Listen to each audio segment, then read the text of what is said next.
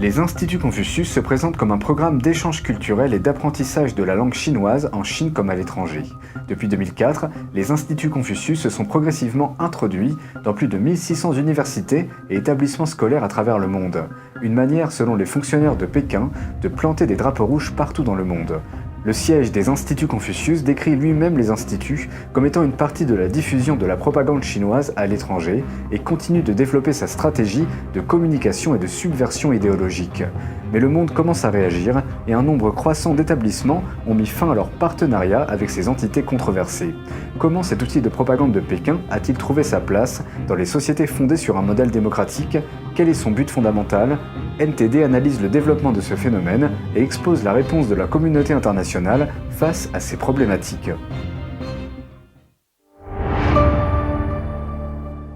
Bienvenue dans Regard sur la Chine, je suis Vladian Huitens. Aujourd'hui, nous consacrons une émission spéciale à un sujet phare qui concerne l'exportation de l'idéologie du Parti communiste chinois partout dans le monde à travers des réseaux d'échanges culturels, les Instituts Confucius. Depuis le début des années 2000, la Chine a développé un important réseau culturel d'apprentissage du chinois et de la calligraphie à travers ces instituts. Les Instituts Confucius sont considérés comme une extension des organes de propagande du régime chinois à l'international. Ils sont administrés par un département du ministère de l'Éducation chinois chargé de l'enseignement du chinois en langue étrangère. Ces instituts se sont rapidement multipliés partout sur la planète. En 2019, on comptait 548 instituts Confucius disséminés dans plusieurs pays. Rapidement, des incidents liés à la présence de ces antennes du Parti communiste chinois sur leur sol ont commencé à éveiller la méfiance des gouvernements. Ces dernières années, des instituts Confucius ont été interrogés dans le monde entier. Les États-Unis ont fermé 40 instituts Confucius. L'Europe, la Belgique, la Suède, la Suisse et d'autres pays ont également fermé 10 instituts Confucius. Ils ont été perçus à plusieurs reprises comme un outil de diffusion du soft power chinois. Enseignement orienté, censure idéologique, conditions opaques de recrutement, interdiction pour les enseignants de débattre sur des questions comme les droits de l'homme, le Tibet, Taïwan, la persécution des Ouïghours et du Falun Gong, tous ces éléments ont fait monter le ton des institutions légales dans les pays démocratiques en posant la question du respect de la liberté académique et du bien fondé de la présence de ces instituts en Occident. Il existe actuellement 17 instituts Confucius en France qui coopèrent avec les universités françaises pour être incorporés au sein des universités. En 2013, l'Université de Lyon a fermé son institut Confucius pour la première fois en France parce qu'il interférait avec la liberté académique des écoles coopératives d'outre-mer et exportait l'idéologie du Parti communiste chinois. Les instituts Confucius sont souvent partenaires des universités. Une fois qu'ils sont en partenariat avec ces universités étrangères, eh bien, ils essayent un petit peu de se mêler des affaires de l'université, du pays dans lequel ils se trouvent. Ce qui a fortement déplu, notamment à Lyon, à l'université de Lyon, qui a fermé l'Institut Confucius. De plus en plus de politiques français sont également conscients des dangers des instituts Confucius. Monsieur Gattolin, vice-président de la Commission des Affaires étrangères et de la Défense du Sénat, a souligné que les manuels utilisés par les instituts Confucius déforment l'histoire et étendent les méthodes éducatives et l'idéologie du Parti communiste chinois à l'étranger. En France, d'Institut Confucius. Personne ne va regarder la manière dont on enseigne et avec quel manuel le chinois dans les instituts Confucius. On leur dit, mais le Tibet a toujours été chinois, mais Hong Kong est chinois, Taïwan est chinois, et bientôt la mer de Chine méridionale est totalement chinoise. C'est-à-dire qu'on a inscrit dès la plus jeune enfance aux gens une culture qui est une histoire révisée, ou en tous les cas idéologique, et dont il est très difficile de se départir. Et ce travail, aujourd'hui, il est fait à l'extérieur. Bien sûr, pour tenir aussi les communautés chinoises qui vivent à l'étranger, mais surtout pour influencer. En 2016, Ma Jianfei, secrétaire général du comité du Parti communiste chinois de Hanban et vice-président de Hanban, a prononcé un discours public lors d'un séminaire du Parti communiste chinois pour les enseignants de l'Institut Confucius. Il a déclaré « Nous avons planté des drapeaux rouges partout dans le monde ». Les critiques pleuvent donc sur les instituts Confucius qui sont accusés de véhiculer la propagande du Parti communiste chinois et qui constitueraient une base d'infiltration, d'ingérence et d'espionnage pour l'État chinois. Le 15 octobre, une manifestation a eu lieu à Rouen devant l'un des plus grands instituts Confucius de France. Plusieurs associations ont demandé au ministère de l'Éducation nationale et au président d'université l'annulation de leur partenariat avec les instituts Confucius. Il est inséré au sein même de la Neoma Business School pour des raisons évidentes de stratégie économique et de développement avec la Chine. Des manifestants se sont mobilisés pour dénoncer la stratégie de propagande, d'infiltration et d'espionnage véhiculée dans les instituts Confucius et implantée sur le territoire français en partenariat avec les universités. Donc ils ont utilisé le nom de Confucius comme marque. C'est déjà une première usurpation. À l'intérieur d'un institut Confucius, vous apprendrez tout, le chinois, la calligraphie, mais rien de Confucius. On ne parle pas de tous les sujets qui fâchent. La place Tiananmen, le massacre, apparemment ça n'aurait jamais existé. Taïwan est une province chinoise. Le Tibet, qui a été libéré par la Chine, soi-disant. Ne parlons pas de Hong Kong, bien sûr. Ne parlons pas des Ouïghours qui subissent un génocide sans précédent. Et ne parlons pas du Falun Gong. Qui a subi aussi et qui est en train de subir un autre génocide froid dont on ne parle pas, mais qui est bien réel en Chine continentale.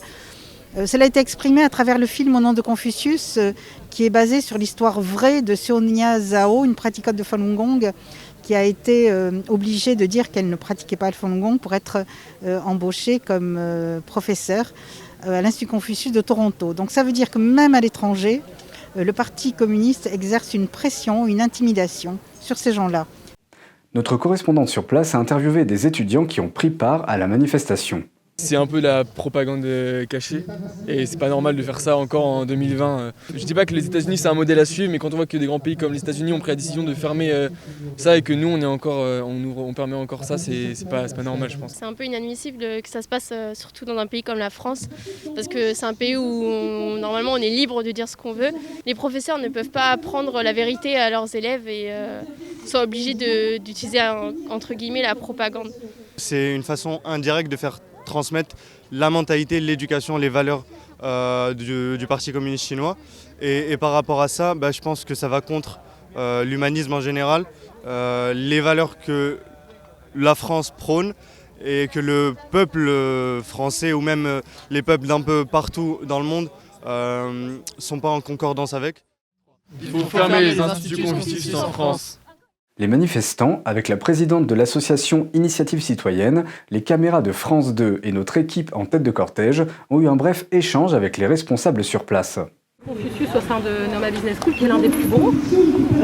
Mais je pense que la démarche, elle n'est pas contre l'Institut Confucius de Neoma. Non, absolument. Elle est contre l'ingérence du Parti communiste. Et nous sommes opposés à ce qu'une dictature et un prolongement dans nos écoles et nos universités et nos enfants. Il y a beaucoup de parents d'élèves qui sont un petit peu vent debout contre cette infiltration et ces instituts Confucius qui, on se demande des fois un petit peu à quoi ils servent, parce que je ne parle pas du vôtre, qui je sais est important, je pense que c'est important effectivement de le préciser. Mais vous êtes quand même un des symboles de l'Institut Confucius en France. La Neoma Business School donne une très grande importance à l'Institut Confucius. Nous connaissons, nous sommes allés à l'intérieur du ministère de l'Éducation chinoise, on a vu les contrats. On a vu que les directeurs chinois, sont soumis à la volonté du Parti communiste chinois. Si le Parti communiste leur donne des ordres d'espionnage, d'infiltration, comme c'était le cas en Belgique, à Bruxelles, l'employé, le directeur qui est un employé du ministère de l'Éducation chinoise, eh bien, il est tenu de faire les cas de volonté du Parti communiste chinois. Et il y a eu des faits d'espionnage avérés. C'est-à-dire si on lui demande d'espionner pour le compte de la Chine, il va le faire. Et il n'a pas le choix. C'est dans les contrats, je vous assure, aller dans le Hanban et aller... Je pense que ce serait intéressant... Alors, déjà, juste vous...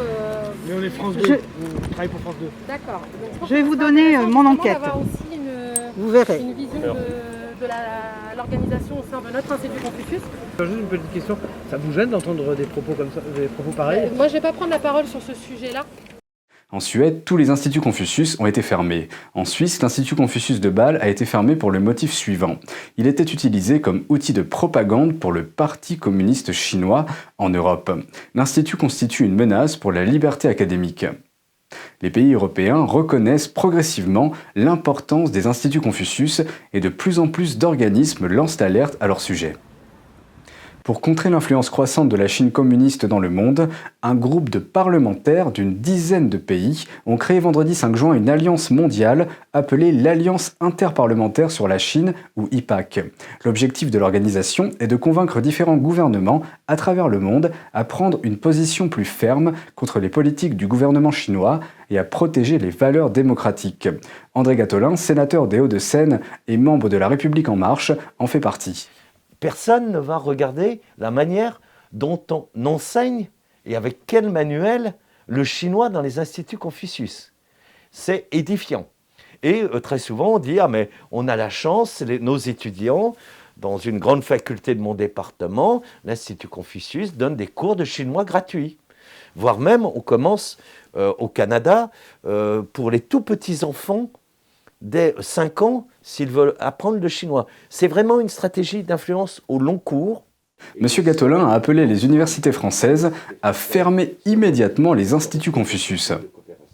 Il n'est plus possible qu'ils continuent à accepter, à héberger des instituts Confucius au sein de leurs universités.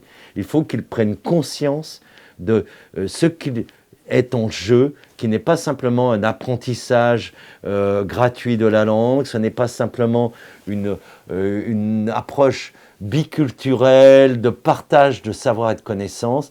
On est dans une stratégie d'influence de plus en plus agressive et je souhaite que l'ensemble des universités françaises se retirent de ce type de coopération.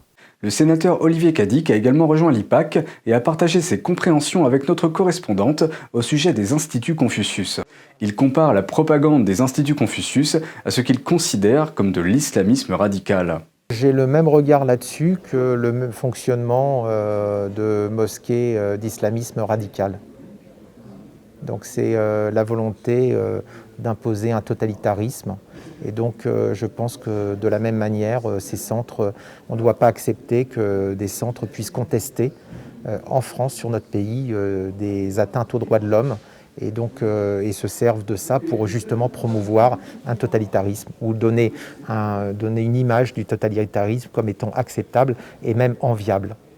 Donc c'est effectivement, ça n'est pas possible. De la même façon qu'en Chine, on ne me laissera jamais parler librement aux Chinois, donc de démocratie, de droits de l'homme, de valeurs universelles qui sont développées par qui ont été développées par les esprits des Lumières. Donc je pense que si je ne peux pas faire ça en Chine, je ne vois pas comment on pourrait autoriser les instituts Confucius à se développer sur notre territoire. Regard sur la Chine, c'est fini pour aujourd'hui. Merci pour votre présence et votre soutien. N'hésitez pas à partager nos vidéos pour nous aider à diffuser une information non censurée sur la Chine et à défendre la liberté de la presse et les droits de l'homme. Très bonne soirée et à bientôt.